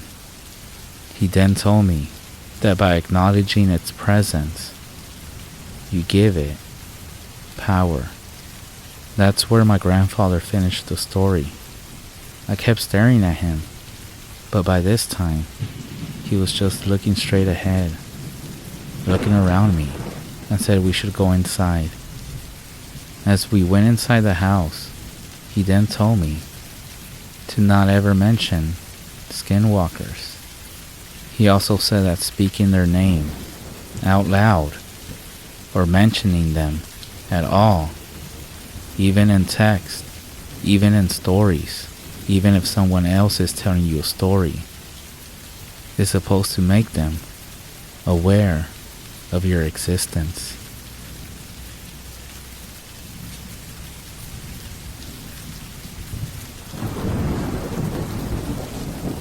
To give some perspective on the scenario, we live in an apartment complex at the edge of town in Illinois. Right next to us is a woody area full of coyotes and deer and lots of birds, so it's pretty lively. Last night at 3 a.m., my fiance went outside to grab a case of water from the trunk of our car, and when she was grabbing it, she claimed she heard someone say, "Hello," in a girl's voice coming from the woods. She said she couldn't see anything, but she replied back, confused, saying hello back. Whatever it was, ended up saying, "Can somebody help me?" And that's when she got the chills and ran as fast as she could back inside our house. Right before she entered the house, she said that she heard it again, with the voice getting closer, asking for help. But instead of a normal girl voice, it turned into a girl voice that didn't even sound real, and she couldn't explain the change in the voice. She said afterwards, thinking about it, that her voice sounded familiar, but couldn't point out whose voice. Why I believe she wasn't BSing around is because 2 years living here, we never talked about things like this. And when she rushed inside, she startled me because her face was in shock and she was breathing heavily, almost like I thought she'd seen something or heard a gunshot. I don't know. My question is, she thinks it was a skinwalker, because who would be out at 3 a.m. asking for someone to help them in the woods? What do you guys think? I also read online that you aren't supposed to interact nor share the encounter that you had about a skinwalker. She will be alright this one time sharing the story. I hope.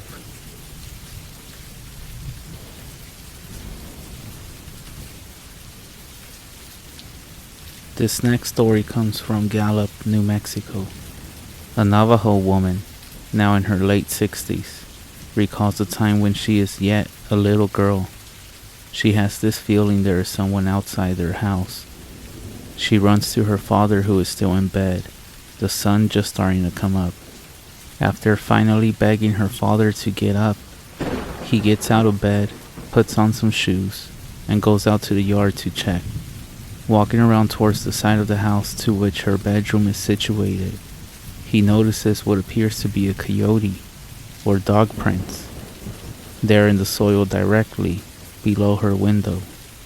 The strangest thing out of all this is that there is a trail consisting of only one clear print, and beside it, a round impression, which seems to sit a bit deeper. If there was a coyote outside her window, it was standing upright and on one canine-like foot, and something that's not canine-like.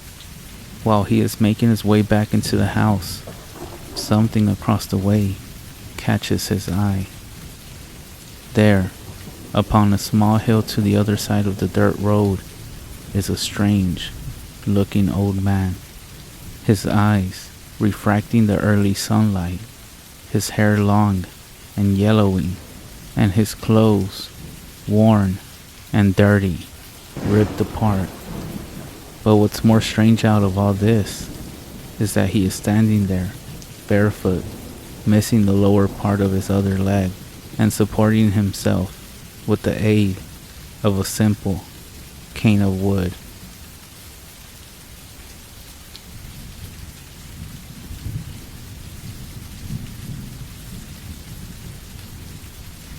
This story is from Fort Belknap.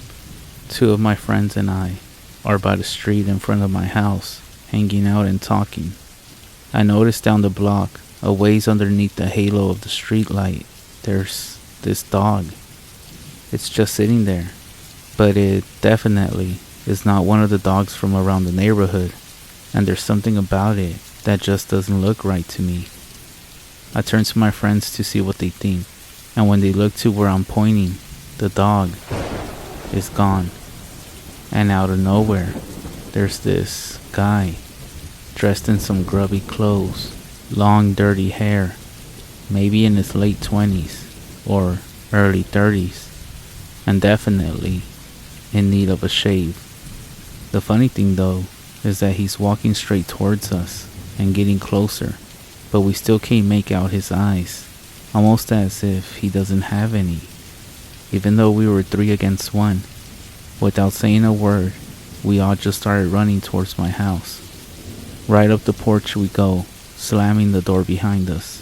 No sooner are we inside, it's like every dog in the neighborhood is barking and whining as if they are scared. Then, just like that, everything gets real quiet, as if somebody hit the mute button. I'm not sure how long we stayed there crouched down low and against the wall beneath the windows. But finally, one of my friends elbows me in the shoulder and tells me with his head that I should take a look outside. Not wanting to look like a complete pussy, I move the curtain aside and peek out. I don't see anything, so I go and open the door. Whoever that guy was, he's gone. And everything seems as it always is. Needless to say, we hung out on the porch for the rest of the night.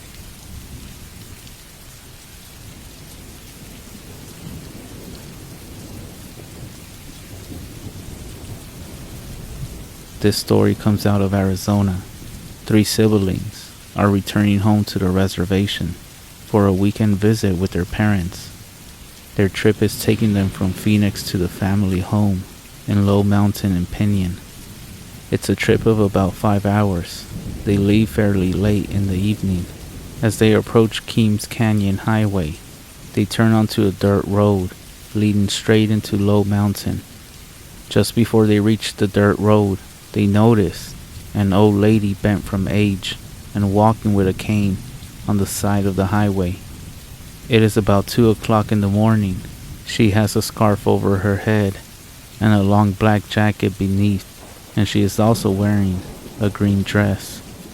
Their only thought is that it's a late hour for walking along an isolated highway pretty much in the middle of nowhere. The reservation is really dark at night, and there is barely anyone driving on the roads. After they pass the old woman, they make the turn onto the dirt road. A mile later, they notice the same old lady, bent and walking with her cane there on the side of the dirt road. Spooked by the incident and finding no explanation that would provide for the woman's presence, they had been passed by no other vehicle since turning onto the back road. The older brother, who is driving, steps on the gas and puts distance between them and the roadside specter. Together, the 3 of them recite some words in Navajo to protect them from any dark medicine. Eventually, they reach the highway that leads to Chinle. As they come to the first overpass, they see that same old lady sitting on the shoulder pavement with her head down and waving the cane in the air. Before they can pass her by, the car stalls out and they are required to roll to a stop a short distance past the woman. Desperately, the older brother attempts to get the car started, but there's no response. At this point, with all 3 of them panicking, the old lady stands up, facing the opposite way, so they can't see her face, and she walks to the other side of the road. Once there, she turns her head for but a moment, and they see that her face is painted black. She keeps walking and eventually disappears in the distance. Now, out of sight, the brother again turns the key in the ignition and the car starts. They make it to their parents' home with no further encounters. When they tell their parents about the experience, their fathers tells them of an old Navajo couple with a house back in the trees somewhere between the 2 highways. They are rumored to practice bad medicine and bewitch people. From what he knows, the old man passed away recently, and ever since then, the old woman has been frequently seen at night, walking the highways and the back roads.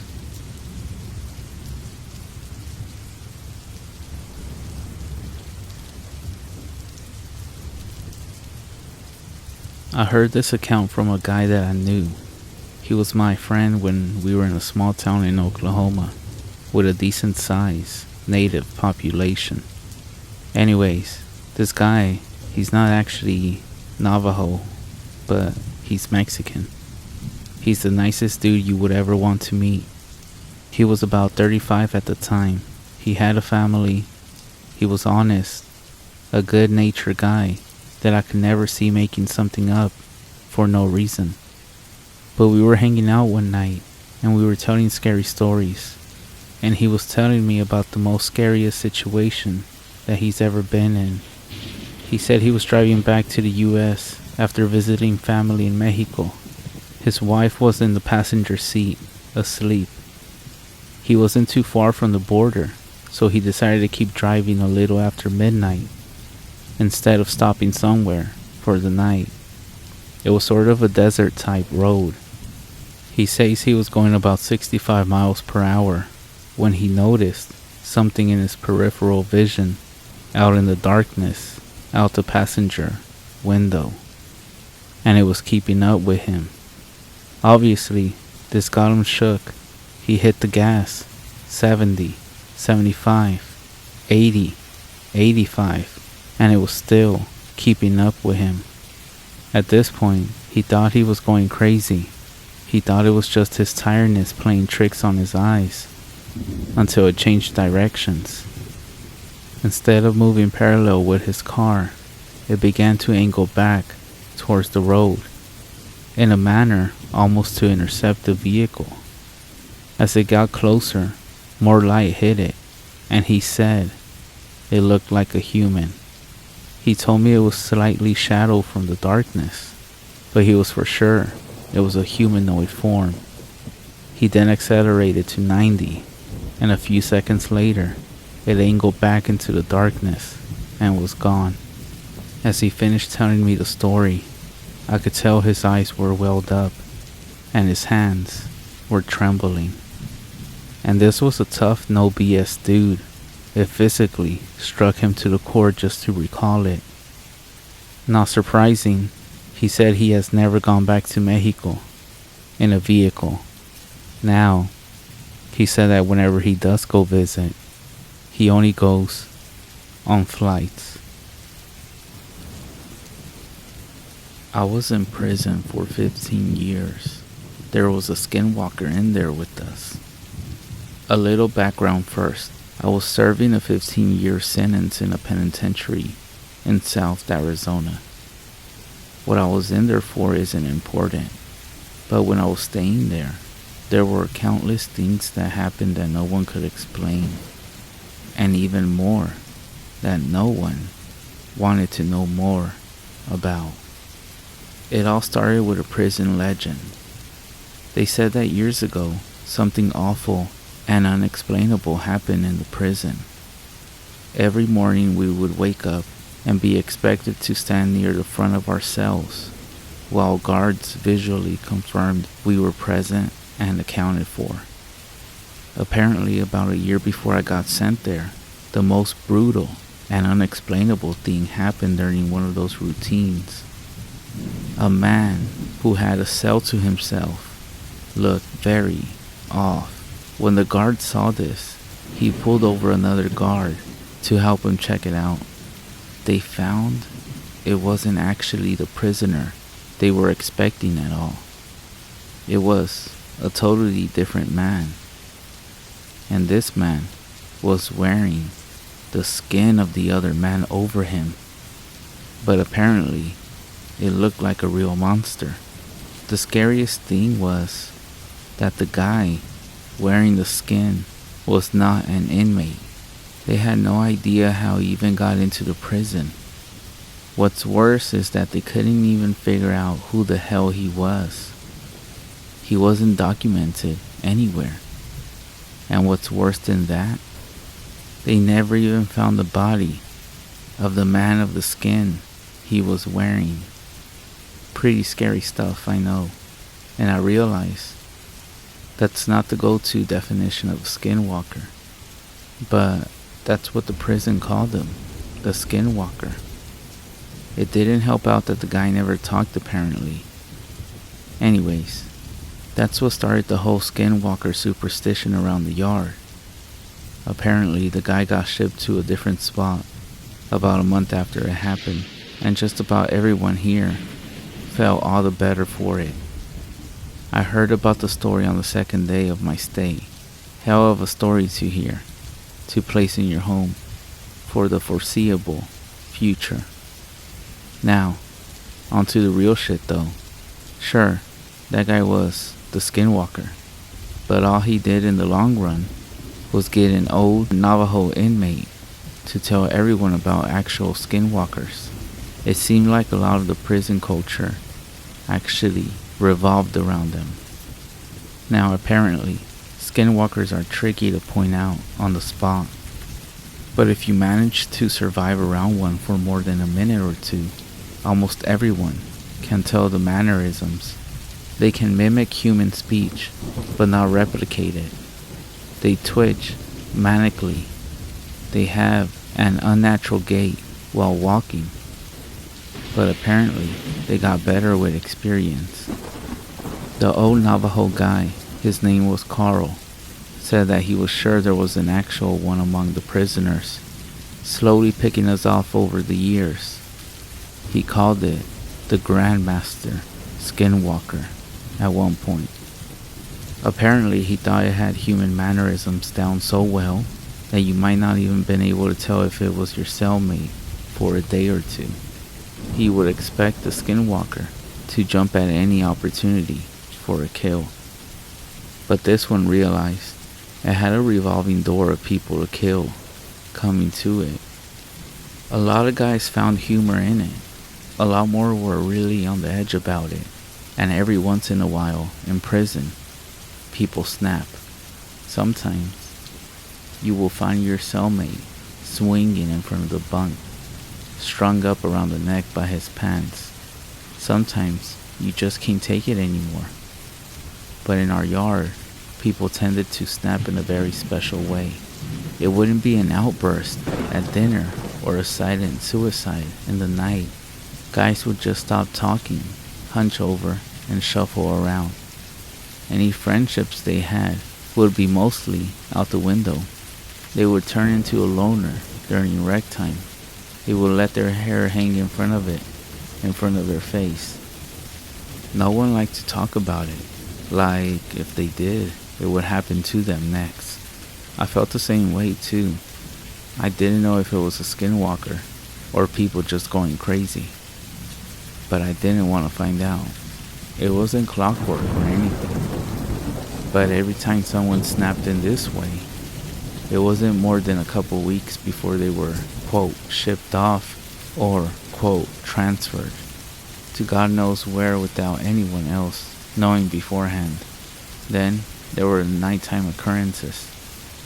Short and a loud burst of sound echoed through my cell block during all hours of the night on a regular basis. It sounded like a mix between a pig dying squeals and nails on a chalkboard. Just another thing no one liked to talk about. Even scarier were the shadows and footsteps. The block was dimly illuminated in the night by a few lights hanging from the ceiling outside the cells. I myself saw shadows fill across my wall on a regular occasion. One time, near the end of my sentence, I woke up, looked at my back wall, and found the perfect silhouette of a person standing there. But when I looked, my bunkmate was asleep, and no one was really outside my call. And the footsteps, everyone hated the fucking footsteps. They were the scariest part. In the night, sometimes, more rarely than the shadows, you would hear ungodly, fast footsteps. They sounded like wet feet slapping on the tile floor. Whatever caused them would fly from one end of the block to the other in a dead sprint. Whatever it wasn't human-like, and it was very fast. If you happened to be awake before it started, by the time you heard the footsteps on one side of your cell and whipped your head around to see the thing run by, it sounded like it was 3 cells past you. Everyone hated those fucking footsteps. And I agree. I thought they were the worst. I was released from that place about a month ago. I have more stories than I can count. I swear it was nearly my turn. About a week before I was discharged, my cellmate and a good friend of mine snapped. In the same kind of way, I didn't sleep for an entire week. Well, I did sleep of course, but never for more than a few minutes at a time. Never turned my back on the guy. The scariest thing though, was when I woke up one night to him, somehow, snaking his body through the bars of our cell. For reference, I couldn't get anything past my shoulder through them. And the worst part of all of this was that he was coming back in to our cell. On the day of my release, I didn't say a word to him, just left, and he seemed fine with it, and so was I. I had made it through 15 years of prison fights, gang disputes, and for all I know, Skinwalker abductions. I left through the front gate, a free man. As I walked along the fence for the rec yard, I spotted my cellmate, standing off on his own, similar to how he was for the last week or so. I shook my head, not even really sure if it was him anymore. I took one last look over the yard, this time from the other side of the fence, and I wish I hadn't. There, standing off on his own, on the other side of the yard, was Carl, slouched over, looking at the other inmates, and twitching manically